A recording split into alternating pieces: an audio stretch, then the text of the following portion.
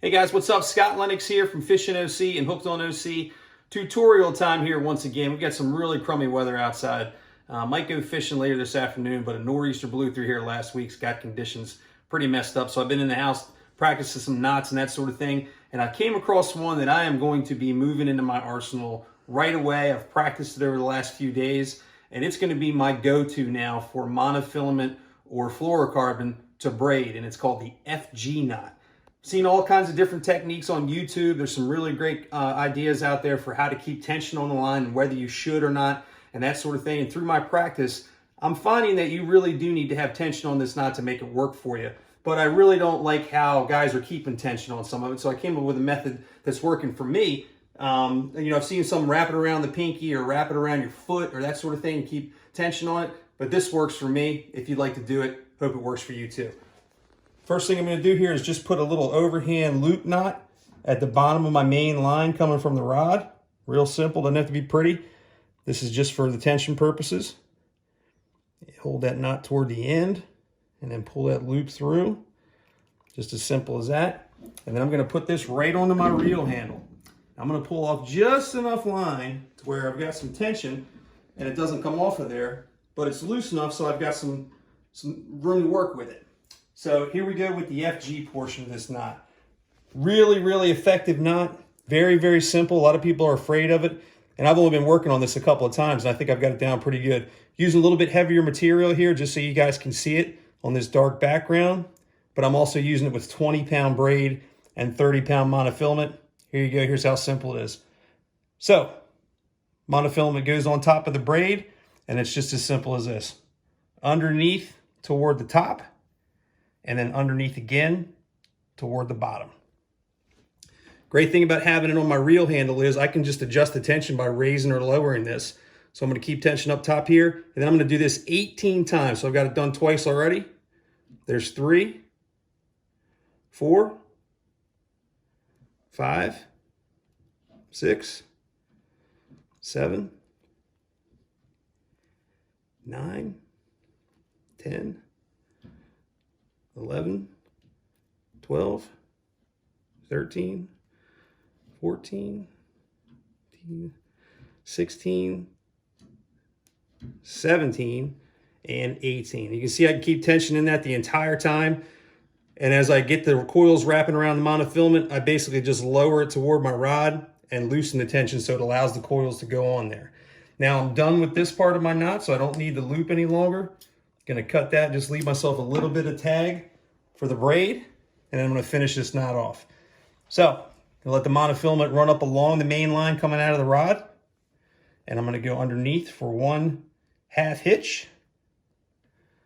Pull that tight, put a good amount of tension on that, and that locks the knot in place. One more time, half hitch, pull that tight as well, lock it in place. And now here comes the most important part of the knot.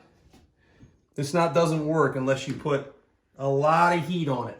Basically what's going to happen is the braid is actually going to dig into the monofilament. This is going to change color. So I like to put a glove on here. I'm using some pretty heavy braid. I don't want this cutting into my hand. Put a couple wraps on this just to be safe. Monofilament, not quite as important. That's not going to dig on me too much. And then I'm going to put a lot of heat on this. And as you can see, those coils are actually digging in. There you go. You can see it change in color as I pull tension. And you want to make sure that that knot gets tight all the way through the bottom portion of this. All the way through the bottom portion, you can see how it's changed color. There's the original color of the braid. It's gotten darker as it's dug into the monofilament. Now let's finish this off. I'm going to take my scissors and cut this as close as I possibly can because that's not going any place with those coils. Just be careful not to get into the braid. Gotcha. And then I'm going to finish this off with a couple more half hitches. Underneath, half hitch, pull that down tight,